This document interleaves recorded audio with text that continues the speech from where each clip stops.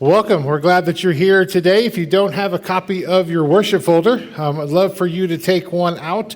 They're in the back if you didn't receive one, and so you can pick one up now. If you're watching us online, you can also download the same thing because there's one last worship guide in there that will have your listening guide for today, as well as the table talk that we'll do here in just a little bit as we conclude this series on tying the knot and not the noose. Relationships are extremely tough, and we started day one by saying if we could just communicate, if we could learn to communicate as well as we did when we were dating long after we get married, many of these things will help, and they'll be able to be fixed in a marriage. And I know a lot of the things that we have said has been overarching kind of things that apply to most situations.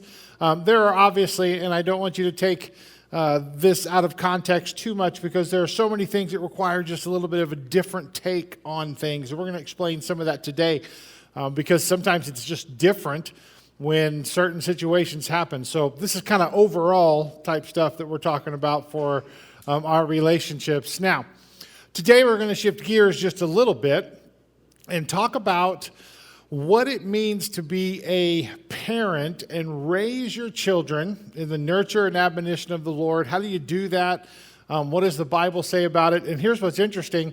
Whether you are a parent now, or you might be a parent someday, or you're a grandparent and you have kids, these will apply. Some of these things you'll realize, and it'll be fun to go through. And then after just a few minutes, Patty and I will talk. We'll answer some questions, give you some tips that we've learned over the years. So I'm kind of excited about that. Still nervous as always. This will be kind of the last week. I don't know where we're going from here. We'll start our Easter series and moving on. But this has been fun. I hope that you've learned something along the way. If you remember, 4 weeks ago now, we started off by saying that one of the purposes of marriage, we listed 3 purposes of marriage, and one of those was procreation. One of the purposes of marriage is procreation, right? I mean, it's just to fill the earth, to subdue it. That was one of the purposes all the way from Genesis chapter 1. Repeated probably the same thing, Genesis chapter 2. So what do you do when this works? Because when you're married and you hear that one of the purposes of procreation, or one of the purposes of marriage is procreation, you're like, that's exciting. I mean, that's just fun. We talked like week 3 about sex and what that was all about. But when this actually works the way it's supposed to, something absolutely incredible happens. And you have a man and a woman who are in love, in the bonds of marriage, created a covenant for each other.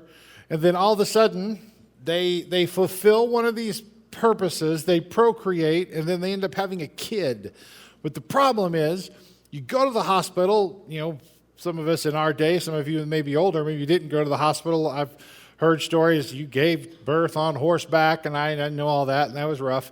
But nowadays, you go to the hospital, and then they send you home with a child and literally give you this baby. And what they do is they wheel you downstairs and put you in your van, or, by that time you probably have a minivan, because in American culture, that's probably what you're supposed to do. And they put you in your minivan, you drive home, and it's fun until you get out of the hospital parking lot. And then you're like, what in the world do we do with this thing? It has no instruction manual. It can't fend for itself. And you're solely left to providing for this child. And what we basically do is we kind of figure it out. And you get advice from other people, right? You obviously get advice from your parents in some situations. And then what's even probably more fun is you get advice from people who have never had kids. Isn't that awesome? I love, one of my most favorite things about being a pastor, and I've done it now for 19 years, sorry.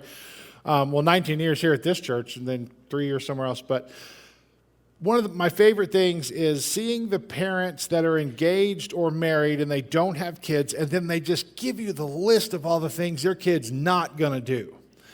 And they have this perfect life planned out for their children. And then you get the chance to look back 10 or 15 years later, And you almost wish you had a video to say, but I thought you said your kid wasn't going to do that, because their kid's the worst at this. You can get advice anywhere about parenting.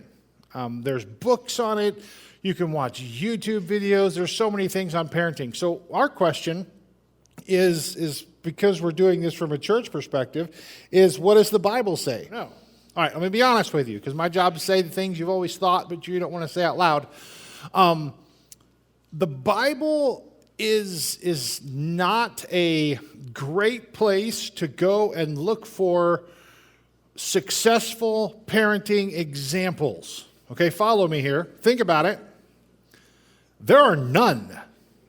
When you read through the Bibles, I can't find, maybe a couple of parents that did some good things with some older children, but you can't find an example in the Bible where you have like the model mom and dad. Think about like the first family, right? I mean, when you have offspring that kill each other, I don't know, that's maybe not the line that we want to try to reach. Hopefully one of your parenting goals isn't, I just don't want my kids to kill each other. Well, that first family messed that up. Jesus' parents, think about that, they lost him. I mean, there was like an Amber Alert out for Jesus because his parents couldn't find him. So the Bible is the go-to source for family dysfunction, because when you start reading the Bible, you start seeing how families are such a mess. And then in the midst of that, God uses those families to bring about a change in the world that we're celebrating and we're experiencing today because of this dysfunction. Now, here's what we can do. We can look through the Bibles and find some amazing examples of what happens when you love the way you're supposed to love, when you follow Jesus, and how to raise kids. So we're going to go over some of that stuff today, and hopefully it will help you kind of win in this situation of parenting, whether you're a parent, grandparent, whatever the situation might be in your case. We said on day 2 or 3 that you cannot love the spouse the way in which they deserve to be loved by you until you love God more. Do you remember that?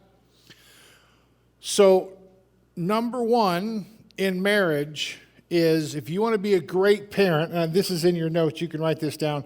Great parenting starts with a healthy marriage. That's the bottom line. That's why we started with marriage.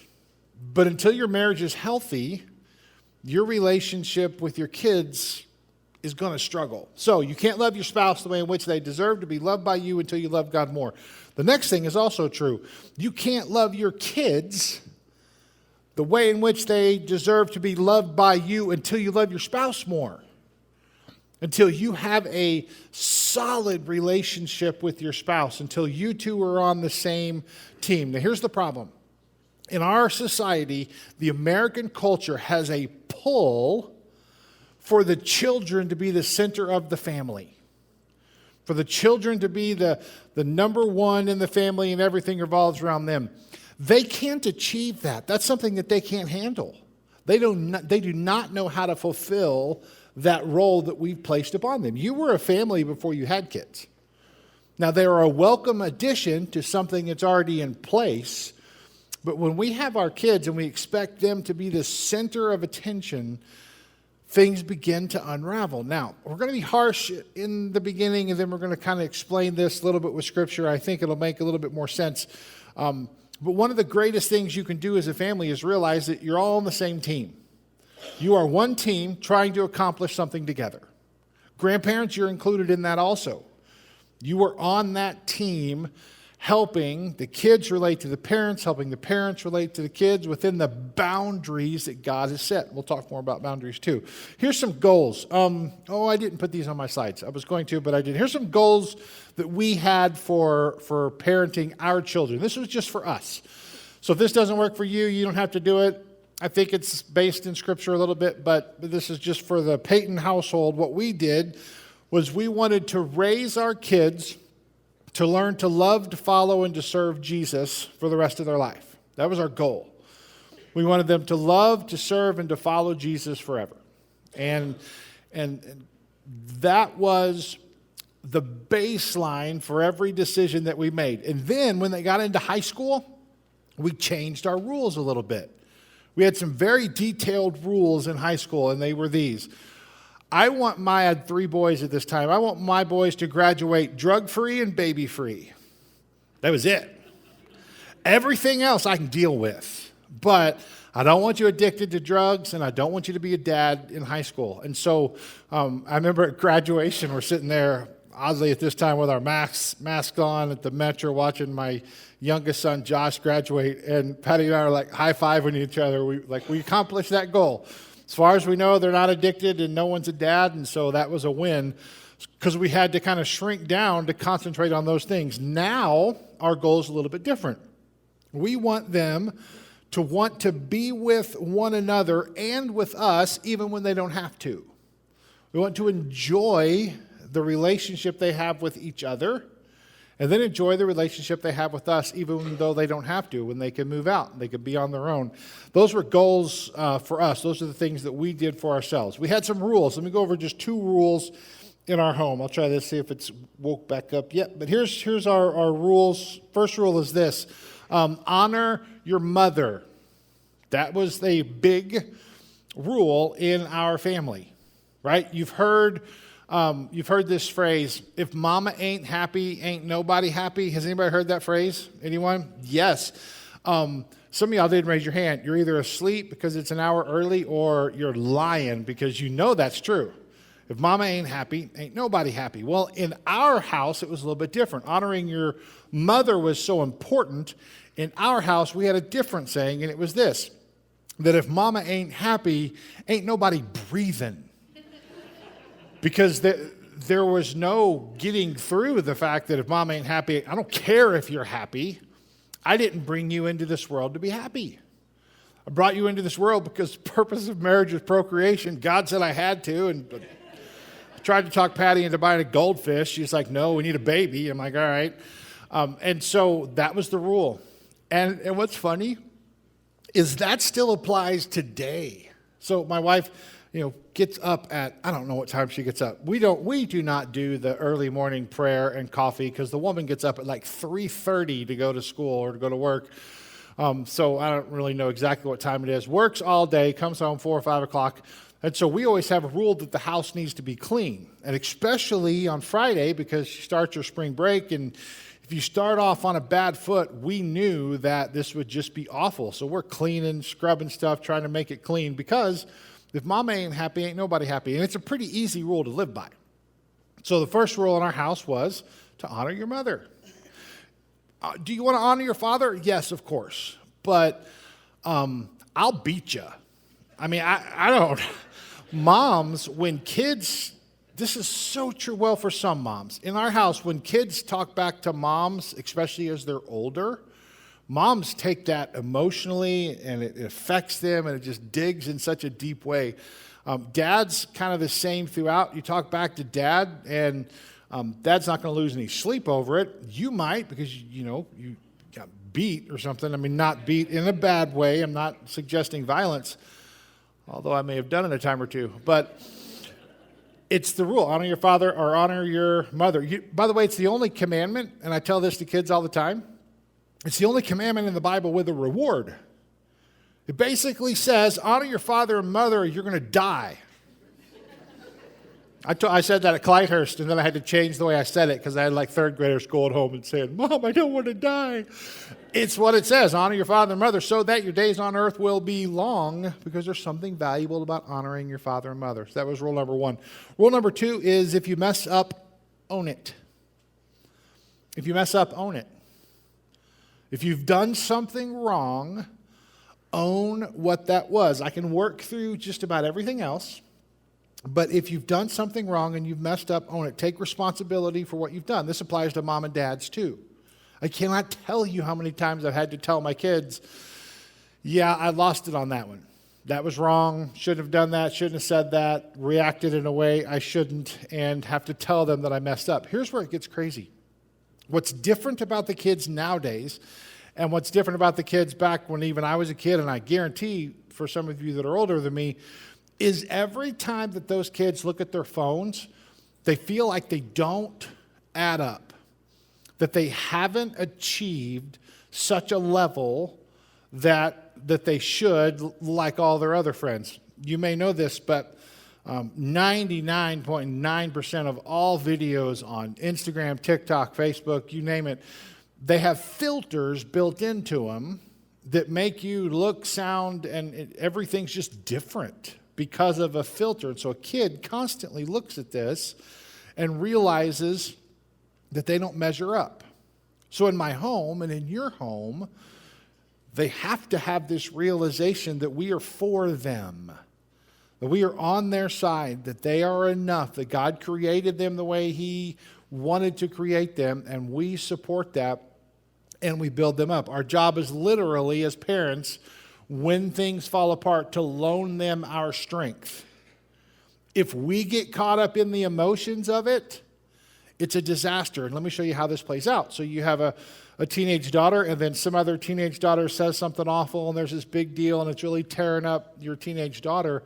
You have one of two choices. You can jump on the bandwagon and continue to bash the other teenage daughter, which that may happen in your house a time or two. Or you can focus your attention and your effort on your kid and making sure that your child realizes that regardless of what other people say, that God created them the way He created them, and you support them, and that you're for them. One of the things I did, and I can say this now because my kids are a little older, I haven't ever told them this. This is probably the first time they'll hear it. I've never announced punishments beforehand because we have an expectation in our home that when we say that you're just going to follow the rules. Our expectation is that if we put rules out, you're just going to do them because you're good kids. We never announced, if you don't do this, then this is going to happen. And matter of fact, we even took it a step further. They would say, well, if I come home late or if I whatever, or if they've already messed up, they'll say, well, what's my punishment? And we always kind of put on our acting face and we're like, oh, I don't know. I've never thought of it. I got to think about it. It's never crossed my mind because I never thought that you would mess up in this way. That's a total paradigm shift from what else culture is telling us to do. Tell the kids how much trouble they're going to get into, and if they step outside of these bounds.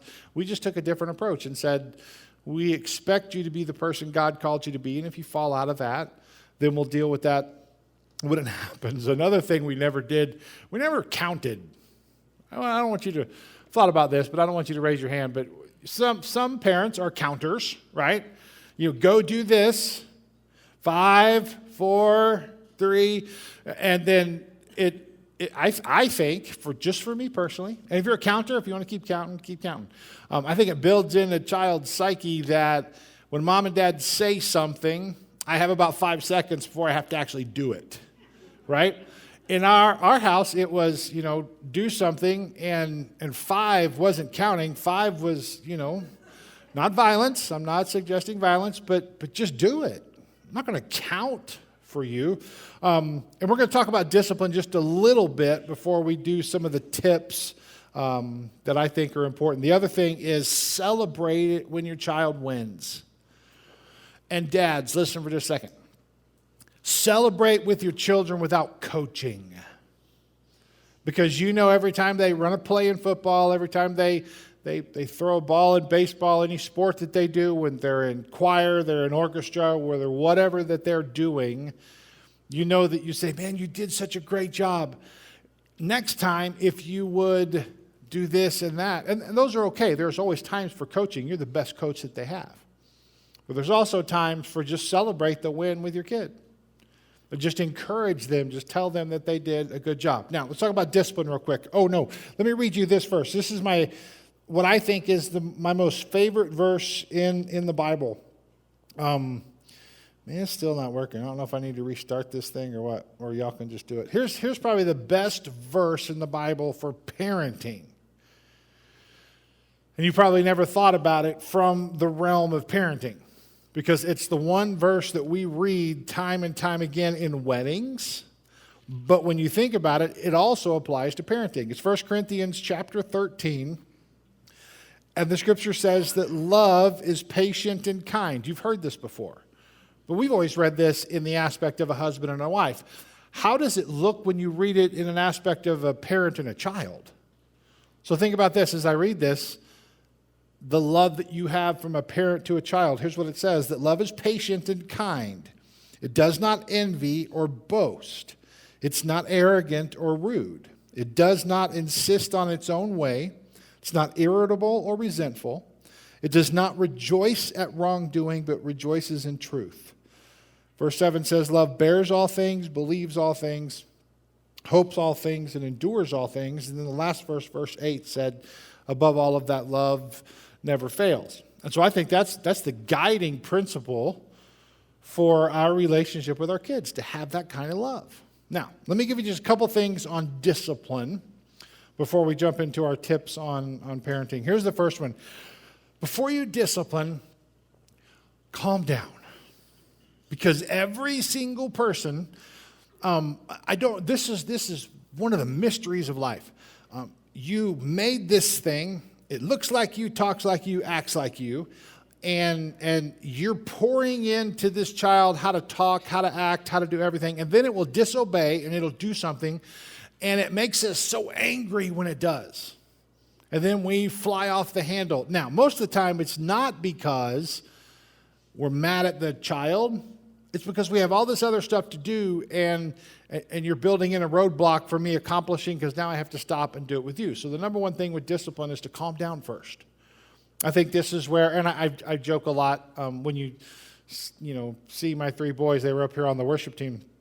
I joke about violence with them because they're all so much bigger, stronger, faster than I am now anyway. But it's absolutely no laughing matter, because some parents take this too far. There was, I don't know, maybe there still is, there was a movement back when we were raising children about, absolutely no spanking and timeouts and this and this. And here's kind of where I kind of land on that. If you're going to use physical discipline or physical correction, you have to do it in the right way, do it in a way that's effective. We'll talk about that. But if you ever feel like you're going to go too far, you can't have that as an option, because discipline doesn't do that. So before you discipline, calm down. There's nothing wrong with telling your child, you know what, we're going to deal with this, but we're not going to deal with it right now, because I need to think about it. I used to hate it when my parents did that, because I would sit and worry about it the whole time.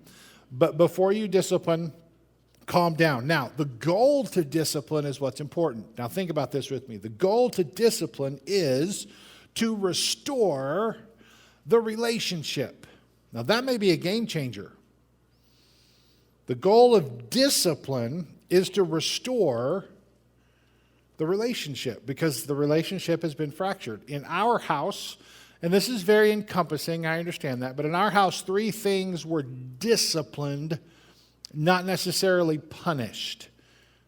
There's times where punishment's effective, but this is what we disciplined. And we disciplined dishonesty, disrespect, and disobedience. Now, that's very common. There's a lot of families that you've done the exact same thing. These are the things that we discipline. Everything else may get punishment. Everything else may get corrected, right? If your child steps out of line or something happens, you have to correct the behavior. But discipline and punishment are 2 totally different things. The goal of discipline is to take that relationship that has been broken and restore it. Here's how this plays out. You ever heard someone say, well, I said I'm sorry, why are you still upset? Well, because sometimes sorry doesn't restore the relationship. The relationship has been fractured by one of those things, by disobedience, dishonesty. One of those things has been fractured, and therefore just saying you're sorry sometimes doesn't necessarily cut it. The other way it works is, you ever heard someone, they're like, well, Johnny talked back to me, so I took away his Xbox for a year. You're like, oh, well, great. How's your relationship now? He hates me. He won't talk to me again. I'm like, that's a win, right? I mean, come on. That didn't really accomplish anything. It just made the relationship work. This is where, as parents, we are smart people. I think you get less smart the older you get. I'm feeling that myself. There's times I'm like, I have no idea. People will come to me like, my child's doing this, what should I do? And I'm like, I have no idea. I don't have a clue on what to do. I don't even remember really what I did with my kids, because I blocked it out mentally so I wouldn't go crazy.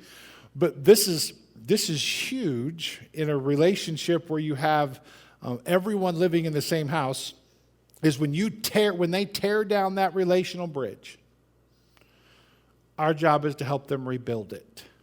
Yeah, we can be mad about it, and yeah, we can be upset by it, and it can test our patience. But bottom line, our job is to help them rebuild that bridge. Have you ever seen the videos? And I cannot stand these. I literally almost get angry every time I see them. But the son or daughter messed up, and so the dad makes the kid go to the school and hold a sign or dress a certain way or do something like that. And the entire, it's not discipline, it's punishment. The entire punishment is based on embarrassing that child, as if that child needs to be embarrassed anymore because of what happened. That's not a win for the parent. Oh, you know what that teaches your kid? It teaches them to be more creative, so the next time they don't get caught. We're not taking the actual behavior that was wrong and taking it to a different level of where it should be. I did see one that was, I want to say funny, but it was on the side of embarrassment, which was the problem. But this daughter was caught on TikTok or some app doing some dances in clothes that she shouldn't, and then so the dad decided to wear those same clothes when he picked her up from school. And so he's walking through with like these cutoff shorts and this tank top and his beer belly and all this stuff. It was, funny, cute, haha. But here's the problem. Would the discipline not have been better to sit your girl down and tell her why those type of things aren't good? But most of the time we don't do that, do we? We deal with it. We say, stop, you can't do it, and here's what your punishment is. Remember, they sent you home with this child, and your job is to raise them in the nurture and admonition of the Lord. So we've always said you don't ever discipline in public. You correct behavior in public, right? Sometimes you have to. But discipline is something that takes a lot more time. It's something that we do at home. So you're going to need a discipline plan. If you have kids, you're going to need a plan on how you're going to discipline and how you're going to punish. And I want to talk you through some of that, give you some tips, and then hopefully at your table talk time, you'll be able to go through and unpack some of these yourself. Now, you have to tweak this as they get older. You have to add things, take away things. It's a constant evolving thing. If you're a parent and you just have your first child, you're like, oh my goodness, the terrible twos are horrible. And then they're like, the terrible threes are worse. I'm here to tell you the terrible 25s are the worst I've seen.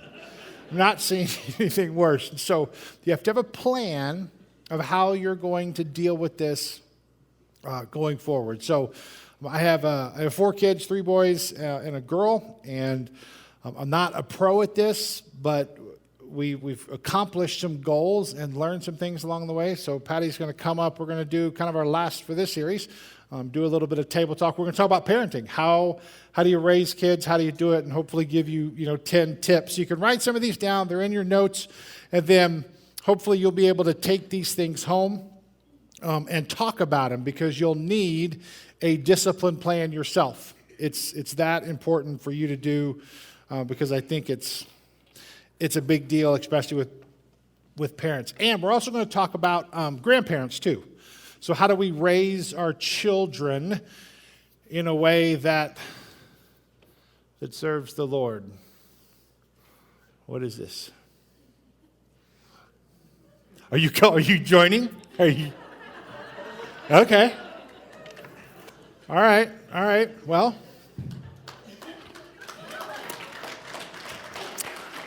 oh, and Paisley.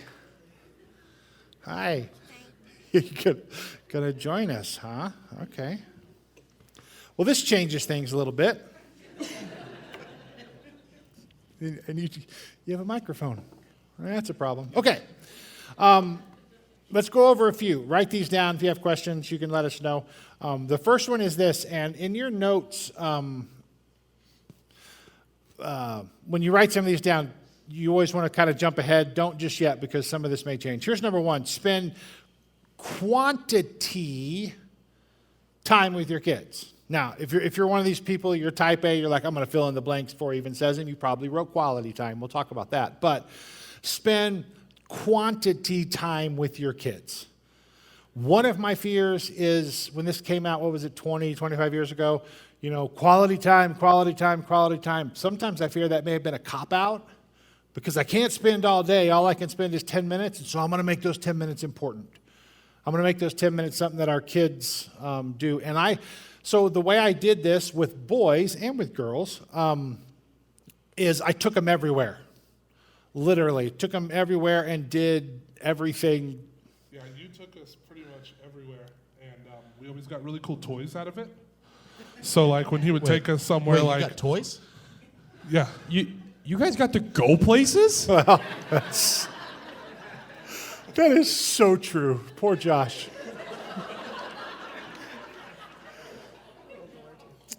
This is not a good idea.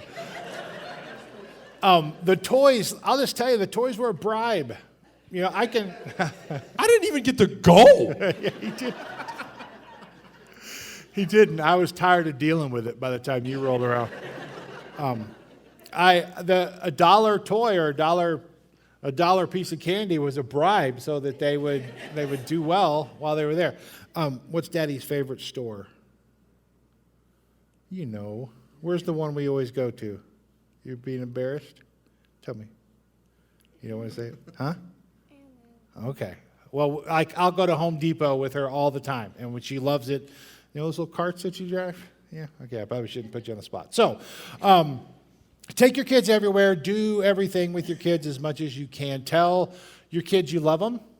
During that time that you're spending together, have those conversations, especially dads to daughters. Daughters need to know that they are the most precious thing to their dads. If not, they're going to find it somewhere else. And so, dads, I know you're cool, and I know there's this image that we have to present because I feel it too. But you have to tell your kids you love them, especially your sons. They have to know that you love them. There's nothing wrong with hugging your kids and loving on your kids so that they know that is a safe place that they're loved by. What we've done a lot is family meetings. We always get together and do family meetings because it's a good time for us to get together and join in, and we talk about all kinds of things. They're just fun. So, yeah. Except every time when I still lived at home, we had to clean something after every one of those meetings. It was just like a cleaning fest. Like, all right, family meeting, now it's time to clean. It really wasn't a meeting. It was more of a, hey, let's get them together and then do the dishes, clean the house, vacuum, mop. We're going to change all this stuff. No. Y'all got to go to the family meetings? There was a couple where we're like... Yeah, where was he? We're done, and we're like, did no one tell Josh? Josh is downstairs. Okay, so for years, man, you're going to lose total faith in me. For years, we would meet and talk about things. It was a regular time. We also had a time, and I didn't even just think about this until now, we also had some safe time where frequently on family meetings, you were allowed to say anything that you've done or anything that you were involved in or you were worried about or you thought you might get in trouble for, and it was free time. You could say whatever you wanted and you wouldn't get in trouble for it. Now, we may have to deal with it, but it was a time for you to be able just to talk, just to allow. Those I think were really good times for us. Nathan always had a list of things. He's like, is this a free? Oh, remember they used to ask. He'd be like, is this one of those free times? I'm like, well, I guess, because you need to get something off your chest.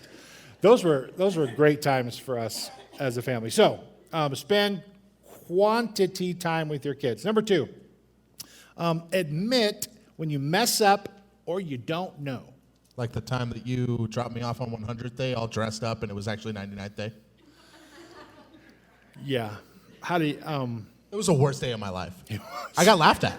It was. We looked out in the parking lot and no one else is dressed up and I'm dressed up as an old man. And I said, Dad, please take me home. You didn't take me home. In my defense, I'm married to a kindergarten teacher and we love to celebrate these days. So they had 100 day and evidently wasn't there a memo that said they had to move it for some reason? So they moved it to the next day. Well, I didn't get the memo. So we wake up in the morning and I put like cornstarch in his hair and he had a tie and a vest and a cane. and all this. And I have to drop him off at like 8. I got a meeting at 8:15, so, we got to go. So get him in the car. Everything's great. Pull up in the school, and no one is dressed up. This is hard for you. This is not, it's not a joke. And I'm like, I had 2 options, like just drop him off or just drop him off. Or be a good parent. I don't know, take me home. My teacher laughed at me. I mean, it scarred me. This is a deep, deep wound.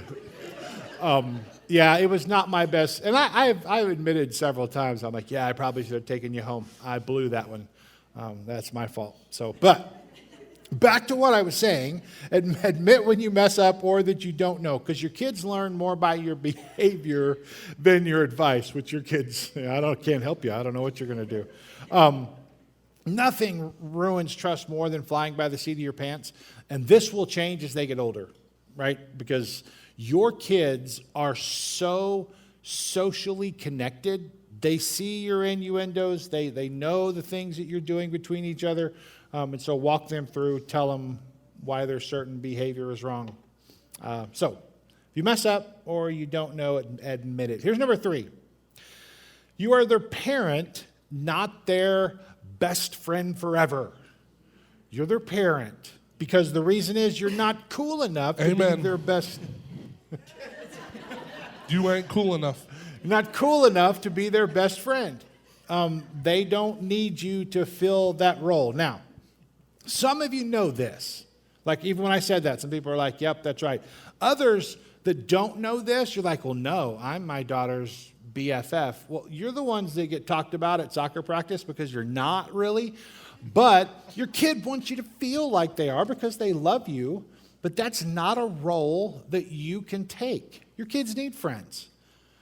But they need you to be parents. They can have 1,000,000 friends, but they're only going to get a couple of parents. So that's a role that you have that we've always taken on. I've been friends with them. We would laugh and joke and cut up, but I wasn't ever their best friend. I wasn't ever the one that they needed other friends. They needed other people in their life because I think that helps them develop socially. You and I have talked a lot about if you don't get your kids in those type of social environments where they can interact, things get a little bit dicey. Things just get hard for the family. So, number 3, remember you're their parent, not their BFF. Number 4, remember that you're on the same team. Now, that sounds obvious. You would read that and go, well, yeah, of course. And the next 2, this one and the next one, they're going to sting just a little bit, but kind of go with me here. Don't ever, and here's some grace. If you've done this, it's okay until today. Let's change after today, but I'm not throwing out guilt. If you're a kid in here and you've heard mom or dad do this, it's okay. We'll work on it and try to get it better. But don't ever bash your spouse in front of your children because that happens all the time. Because we feel like if I say something negative about my wife, that they'll all jump on my bandwagon, and somehow I'll look like I'm better and that I was right in that situation. You're on the same team. Husband and wife on the same team. The kids are on the same team. And here's the next one. Grandparents, you're also on that team. I've had a couple of questions since last week. So let me unpack it just a little bit. When your kid comes to talk to you about their spouse, and I said push them back in the direction of their spouse. Let me unpack that a little bit. What I mean is help them, guide them, give them good godly counsel, but make sure that it's counsel that if it's a safe situation, pushes them back to their spouse. Because what happens so often in marriages is a mom will go talk to her mother and say, well, my husband this and my husband that. Then the mother feels like because she loves the child, she wants to jump on the bandwagon, and she'll say, well, I told you never should have married him. Man, it just drives a wedge every time. So grandparents, push them back together. Give them counsel, give them advice. Same thing with kids. This is hard. I can't say that I'm good at this. I think we have a little bit of authority with raising boys, for instance, because of where they've ended up in life. I don't know about grandkids, but let me just give you the truth. I can't say that I'm going to live by it because grandkids are a different animal. But I should, as a grandpa, when my grandson Toby comes and says something about his dad, my first reaction is going to be, get in the truck, let's go beat your dad, right? Because whatever he did was wrong because my grandson's always right. Probably not the best thing to do, so we need to push them, even the kids, and say, well, Dad must have had a reason. Mom must have had a reason for unpacking this. So remember that you're on the same team. Okay, next thing, number 5. This is going to sting a little bit too, but chill out. Chill out. Here's what I mean by that. Your kids are going to do bad things. Oh, don't even. Yeah, your kids are going to do bad things. And here's how this plays out. Well, my child would never, right? And you've heard parents say that. You probably heard that this week. My child would never do that. Listen, sweetheart, she's probably doing it now, and you just don't know. Well, I would know. No, you wouldn't. You wouldn't. And so the best thing that we can do as parents, I don't want to speak for you. Was this hard for you? Was it hard for you to, because my wife was a good kid. Her biggest sin, her worst time she ever got in trouble in her whole life, the most disastrous situation was she forgot her Bible in 3rd grade when she went to Sunday school one Sunday. That was like the worst thing she ever did. So she marries me, who I was in trouble all the time. And so was this hard for you to realize that your kids are going to mess up? It was, because as a mom, you never think that they're going to. You know that they're going to, but in your heart, you don't want that to be true. And you want to always think the best. Yeah. It's hard. Yeah, we've had discussions where the kids will go out and I'll say, well, but if they do this, they might get involved in this or this might happen. And there was kind of some shock to Patty. She was like, really? Our kids wouldn't do that? But here's what happens. That way, when they get caught lying or cheating and stealing, which they're going to do, you have to correct it. Please do not hear me say we overlook it, because you don't. You got to correct it. You got to deal with it. If there's dishonesty, disobedience, distrust, you have to discipline it. But don't be surprised by it, because that's how they learn. Every child, except for maybe this one, is born with a sin nature. They're just going to mess up. But I'm a different parent with her than I am with these 3. She gets to go to the family meetings. Wait, when did you get up here? Why are you here? We only forgot you like 3 times out of 4. Just once. Yeah, just once. One time, and we won't forget it. But allow your kids also, allow them time to fail safely. I love this. I just heard this a little while ago. Jordan Peterson, maybe he didn't come up with it or not, but he said, there's nothing wrong with your kids doing dangerous things safely. So you can't put your kid in this whole bubble wrap thing. There's a time where they need to go and spread their wings and try things safely. Would you accept that putting your youngest brother down a laundry chute is safe? Yeah. Or the oldest brother putting the middle child on a cross? Yeah, no. Dude, you were ruthless to me. I got thrown down a laundry chute. He almost drowned me trying to You baptize guys me. are you dead? Are you dead? Are you dead? No, you're not. Jesus hung on a cross, so I didn't have to. Why'd you put me up there? Oh, there you Where does the laundry chute come into? What was your idea? That was just fun. Oh, okay.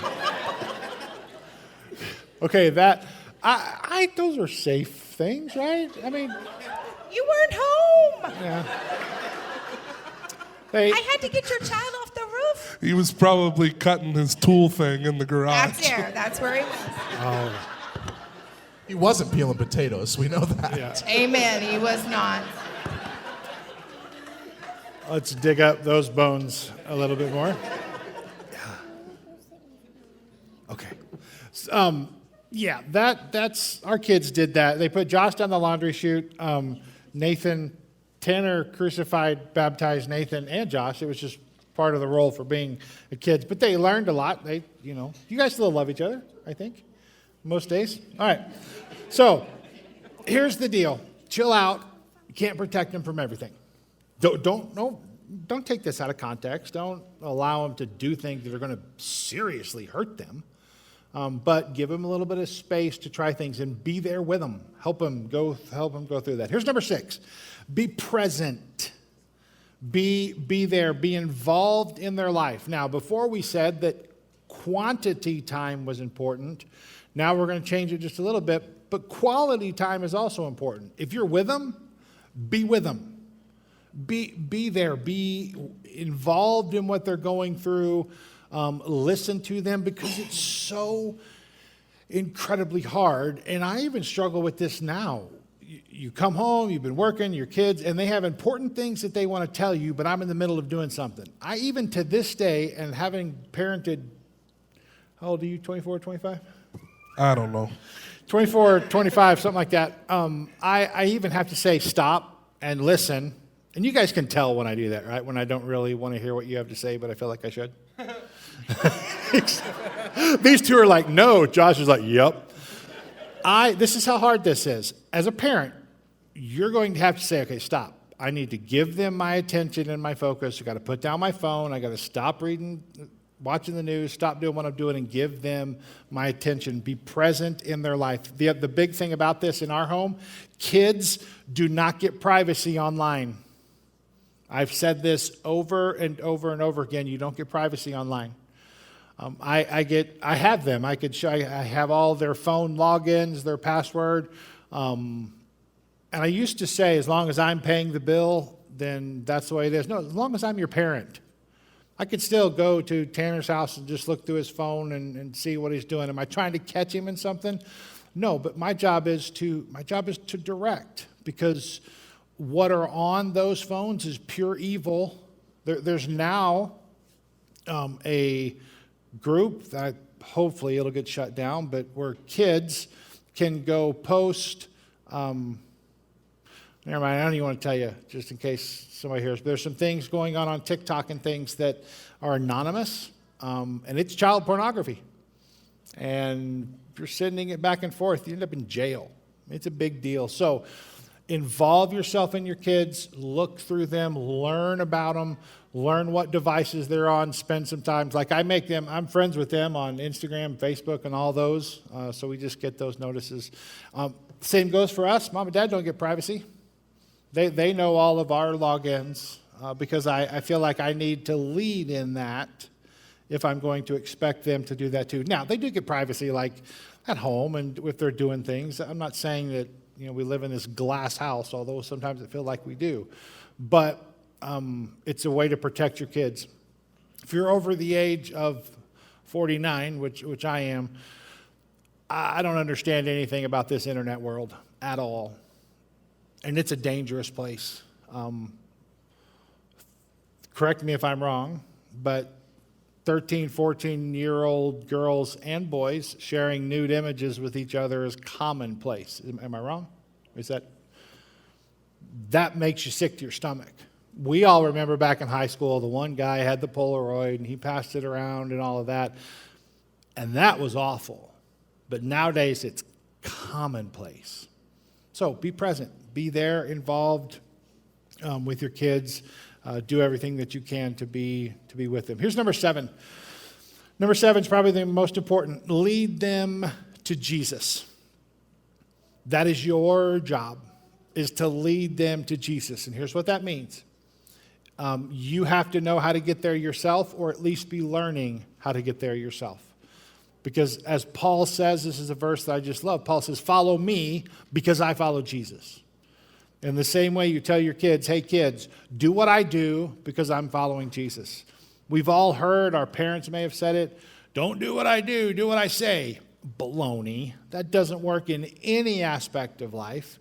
We should be able to say, I want you to act just like me because I'm going to act just like Jesus. And I have carried that. That has been the hardest thing, especially now with other young ladies coming in to take on this role. Tanner's going to treat Lexi the same way he's seen me treat Mom. And some of that stuff is too late to change, so it had to start early. But I have to be able to lead them to Jesus. Listen to this verse, all the way back from Deuteronomy. I love it so much. It says, "Hear, O Israel, the Lord our God, the Lord is one." This is called the Shema in Hebrew. It says, "You shall love the Lord your God with all of your heart and your soul and your might. And these words that I command you today shall be on your heart." Listen to this.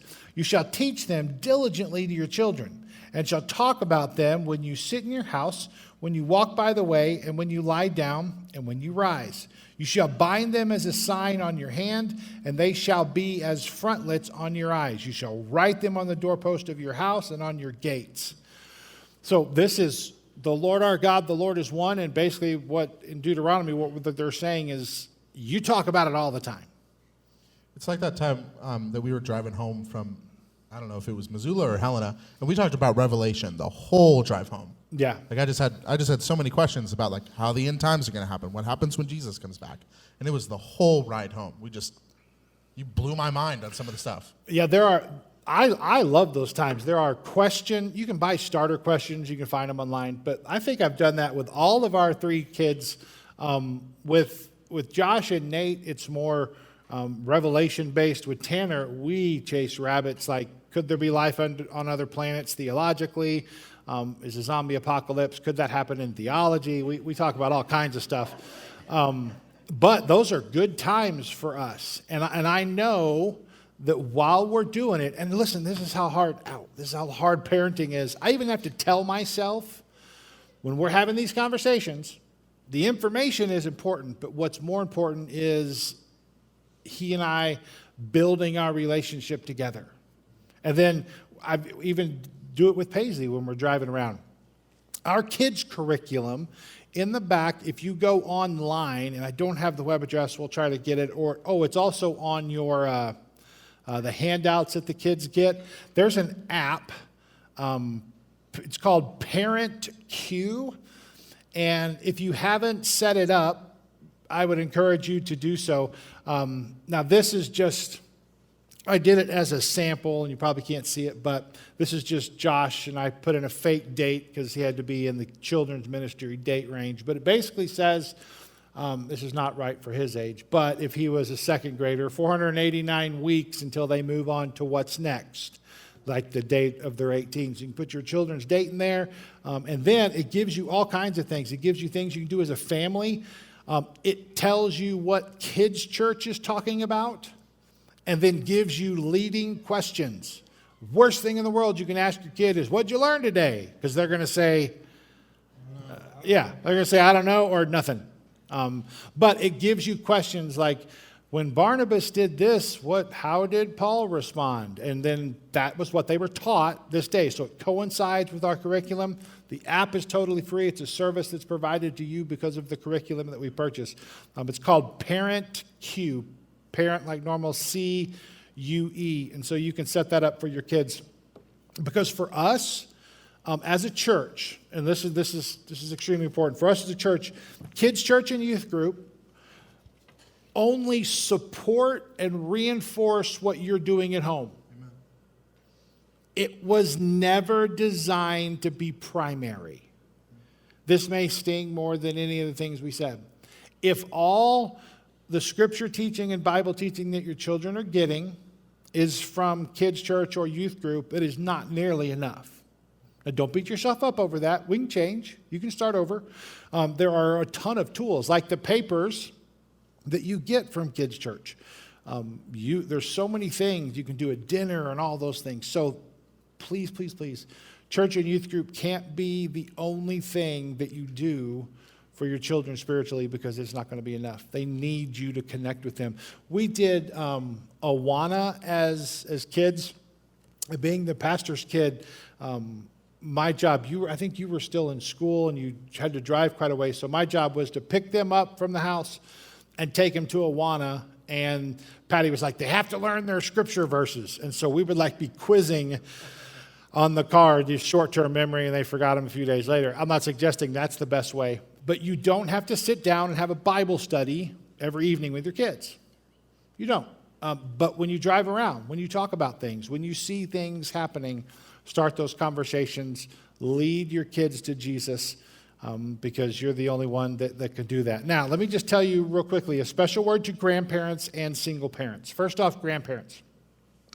For those of you where your kids are the actual parents, so you're just the grandpa living somewhere else, they have their own house, let your kid be the parent. Encourage and help and provide, but let them be the parent. There are things that have happened with Tanner and Lexi, with Toby, that Patty and I would have done differently. Now, if it's a safety issue or if it's something that's serious, of course I'll tell him. But they have to learn some of these things as parents. And God gave that child to them, not to us. Now, I might beat him if I don't think Toby's getting all the stuff that he needs, but that's my prerogative. But we let them parent because the relational bridge is different from you. And I will say this, grandparents, spoil your grandkids rotten and don't care what your kids say about it because you've earned it. The terrible 25s, I mean, come on. Spent 25 years dealing with this guy. You bet Toby's going to get candy and toys every time he's at my house. And I'll give him candy at 9 o'clock at night. I don't care. You're the one that's going to be up with him, not me. So, No, she's up with him. yeah, Lexi's up with him. Yeah, Tanner's one of those. Yeah, I was too, though. Sorry, Lexi, he learned that from me. Patty always says I slept through the birth of 2 of our children, which is not true. I didn't sleep through the birth. I slept through labor, but I didn't sleep through the birth. He didn't even show up to Josh's. I didn't. You can tell. You did. Well, yeah, You showed up for Joshua's birth. I did. The last part. No, that was Tanner's. Oh, was it? Yeah. Yeah. You slept through everything, and then you came with chapstick and a lollipop and said, all right, let's do this thing. Oh, yeah. She was in labor all night, like forever. And I'm like, can we get this going? And I think, well, you're in labor, nothing I can do. So I took a nap, slept like 8 hours. It was great.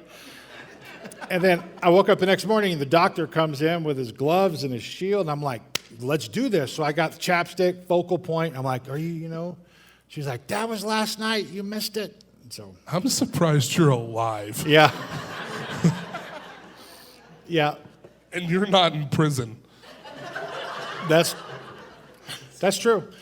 There's a, Let's get the show on the road. well, I don't want to be too radical in this thought, but the nucleus of the American family is changing, and I'm just saying this off the cuff, so don't email me, but I don't know that it's good. I cannot mother these 3 boys the way Patty can. So if you are a young wife and you have a young child, your husband wasn't designed to show that sort of love and mercy and grace that the mother hen can do. They may have to achieve that role, but it's something that's very difficult for them. And there's all this and equal that, and I get that, and a lot of that's wonderful. But it causes the husband to step out of his role to do that. Now, on the other end, wives, you can't do it all. You can't. You have to help. You have to jump in. You have to peel potatoes every once in a while. On the potato subject, since mine's not working, guys, could you put that last slide up there, slide number 44? This is an actual picture of our house. I thought for sure there would be a potato peeler in there. That was why I didn't. So you are lying in church. yeah, well, that's true. Maybe not. All right, grandparents, who are the actual parents. So you're raising your son or daughter's children. First off, let me just say, God bless you. You are standing in a gap because mom or dad can't or won't. And the other option is a train wreck. Because if you weren't standing in that space caring for those children, plan B is disaster. And yes, there are good foster homes, and yes, there's a process, but the majority is just different. So one, God bless you in what you do for doing that. I would encourage you to find help and support, and don't try to do it all, because you can't. And give yourself some grace. You can't do everything that two parents do together. It's virtually impossible. So grandparents that are not raising kids, allow your kid to parent, but grandparents that are raising kids, man, God bless you. Lead them to Jesus. Do all that you can. Now, last thing, a special word to single parents. You have the hardest job in the entire world, being a single parent. I can't imagine doing this without a partner to do it with me. Now, here's the hard part, then the good part. The hard part is you don't get a pass on any of these things. Just because you're a single parent doesn't mean that any of these things don't apply. You still have to spend time with them. You still have to be present. You still have to allow them to mess up. You still have to lead them to Jesus. But in the same way, give yourself some grace. You can't do it all either. Find help, find support, have a support system. Ask people for help, because otherwise you're going to go crazy doing it. You're all that's there.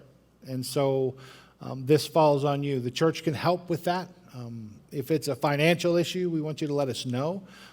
If you need someone to take the kids for a while, we have a bunch of grandmas and grandpas that love to watch kids for a while, because it's hard. It's extremely tough. It's not the way the nucleus, the God-fearing Christian family was supposed to be. But for whatever reason, you're in that season right now. And so stick with it. God bless you. Give yourself some grace and let us help. Last thing, check out this amazing promise. It's in Proverbs 22, verse 6. It says, train up a child in the way he should go, and when he is old, he will not depart from it. That's one of my most favorite verses. Granted, Proverbs are truisms. You may be a parent that you did this, but you have a prodigal child. They're older and they've fallen away from the faith. I don't think anything is harder on a parent than that. It doesn't mean that this isn't true. It just means that they're in a season where we're praying that they come back. And sometimes all you can do is be in constant prayer for that person, for that child to come home, to teach them, to love on them like Jesus did. Here's the most amazing thought.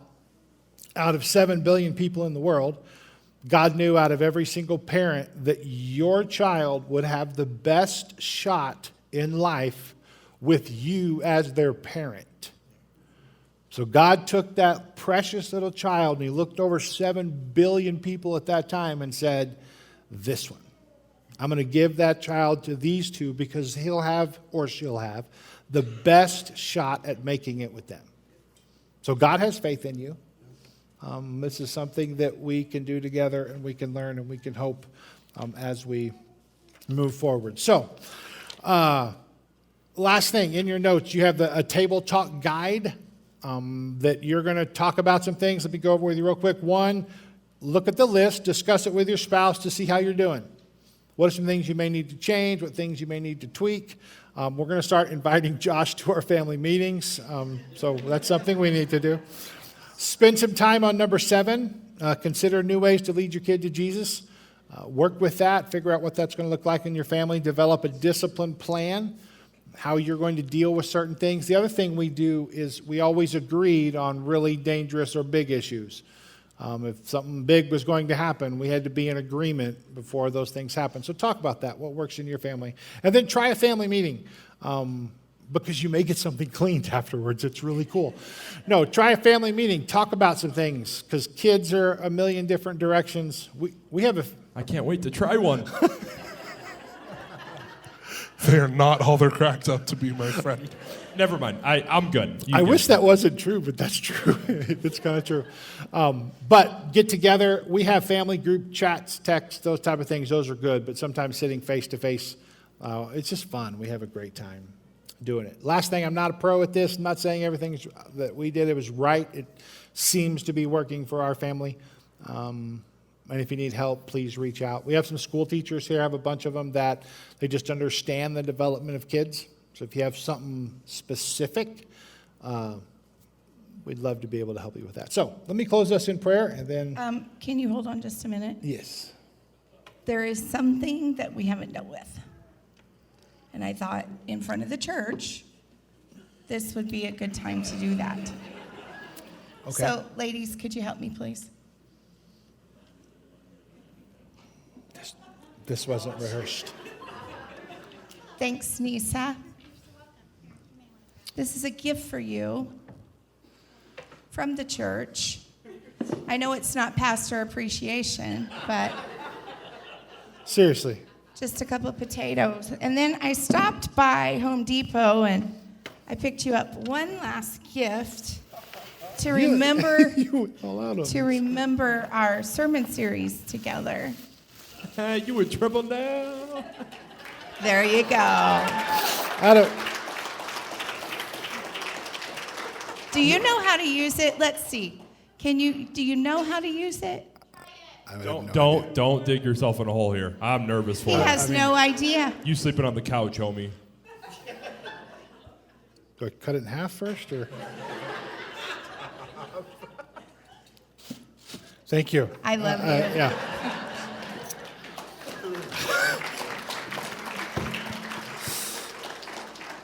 I have so much I want to say right now, but I'm not. What are you going to say? Nothing. Okay, I am going to say, we got to answer this question. Man, I'm going to put you on the spot. Is that okay? That's all right. Because I was reminded this morning, I said that I was going to ask the one question that every single man since the beginning of time wants to know. And we're going to ask, and here you go, guys. So you're welcome. Give me a tip later. Here's my question just for marital stuff. This is really on the spot. We haven't talked about it. What do you want me to do when I come home and you or any lady, generically, because you don't do this a lot, and I say, "How is something wrong?" And you'll say, "No, I'm fine." And I know, no, you ain't. There's not a way in the world you're fine. For everyone, I guess, one, what do you mean when you say you're fine? And two, how do you want us as husbands to respond? First, they're not fine. They're Right. not fine. But then it's not the time to continue to ask. So spend time with them. Later, Right, hold on, I write that down. You got a pen? That's good stuff. I never thought of that. I just keep asking. I do too. And that makes it worse. So just let it go, but then spend time with them. Don't go to the garage and cut tools and not peel potatoes. Yeah. Okay, follow up. Why don't you just tell us?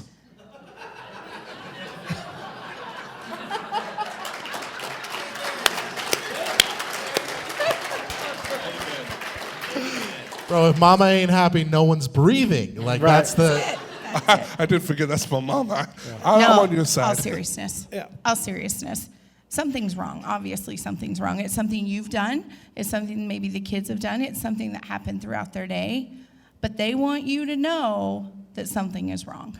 But I feel like I should, this is just me personally, I don't know if it's other guys, I feel like if you say I'm fine, and in my mind I think, all right, we'll deal with it later, and I leave, that, Oh, you're still going to get in trouble. Yeah, they're yeah, mad. that's what I'm saying.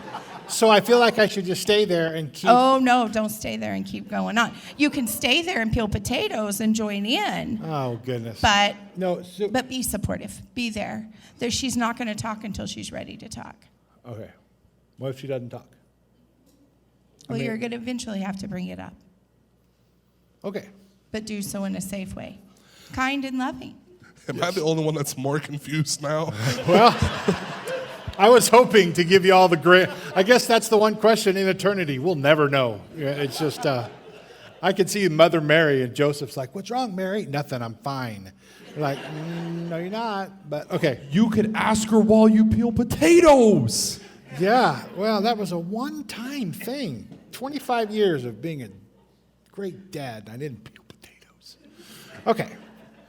I need to pray. Okay, let's pray together. Dear Heavenly Father, we thank you for your word. God, I thank you personally for my family, for what they mean to you, how they love to love and serve and glorify you in all that they do. God, I pray for every person here, the people that are watching it online, because I know that just as we have had our bumps in the road and we've had hard times, that there's some parents, some moms and dads going through some really difficult stuff.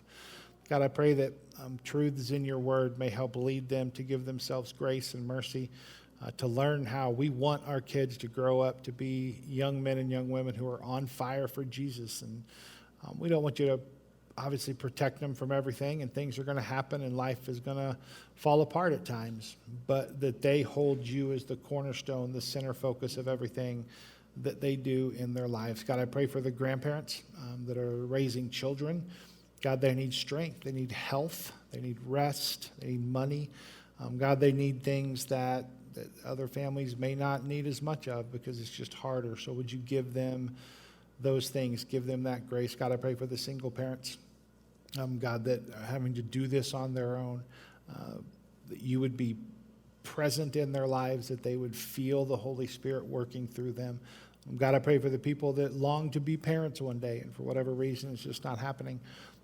God, that you would fill that void, that you wouldn't expect for an answer, but that you would be there, and you would be in their grace, and you would be in their presence, just as you have been down through the ages for millions and millions of people. God, we love you, we praise you, we do all this for your glory and for our good. In Jesus' name we pray. Amen.